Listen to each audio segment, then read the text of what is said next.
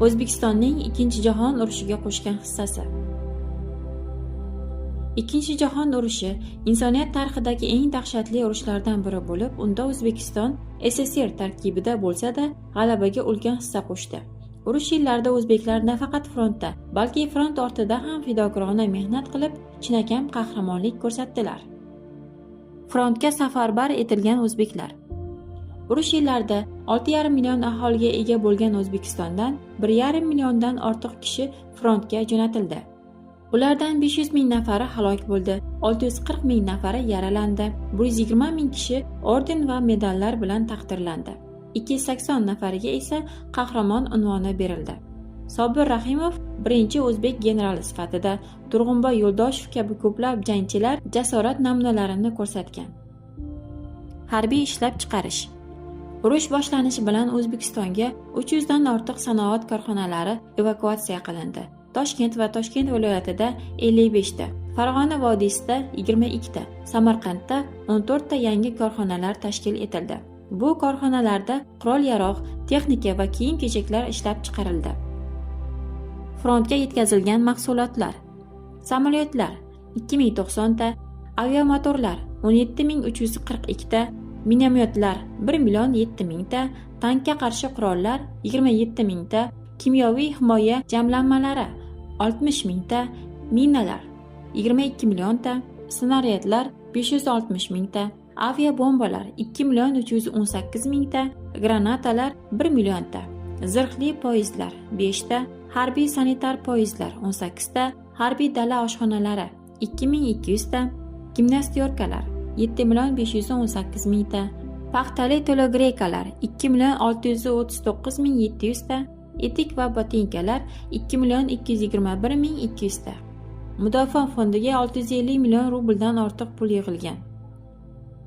Front ortidagi mehnat va oziq-ovqat yordami. O'zbekiston xalqi front ortida fidokorona mehnat qilib, yirik miqdorda oziq-ovqat mahsulotlari yetkazib berdi.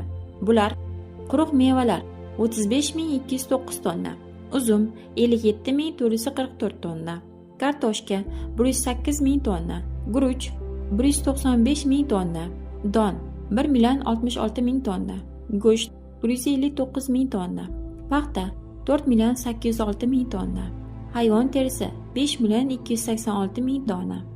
Ushbu mahsulotlarning umumiy qiymati 246,918,700 rublni tashkil etdi. Qoraqalpog'istondan qamaldagi Leningradga jo'natilgan mahsulotlar orasida guruch 3700 kg, go'sht 5819 kg, bug'doy 21614 kg va 20 million dona konservalar bo'lgan. Qochqinlar va yetim bolalarga boshpana. Urush yillarida O'zbekistonga 1,5 milliondan ortiq qochqin evakuatsiya qilingan. Ular uchun 135 ming kvadrat metrdan ortiq yashash maydonlari ajratilgan. Qochqinlarning 300 mingdan ortig'ini bolalar tashkil qilgan. Shundan 4,5 mingdan ortiq bolani o'zbek oilalari o'z farzandidek boqib olgan. Shomahmudovlar oilasi 15 nafar, Samadovlar oilasi 13 nafar, Qosimovlar oilasi 10 nafar bolani asrab olgan. Tibbiy xizmat va madaniy ma'naviy ko'mak. Urush davrida O'zbekistonda 113 ta harbiy gospital tashkil etilgan bo'lib, yaradorlar shu yerda davolangan. O'zbekistondagi harbiy bilim yurtlari 15 ta diviziya tayyorlab bergan. Bu taxminan 315 ming kishi degani.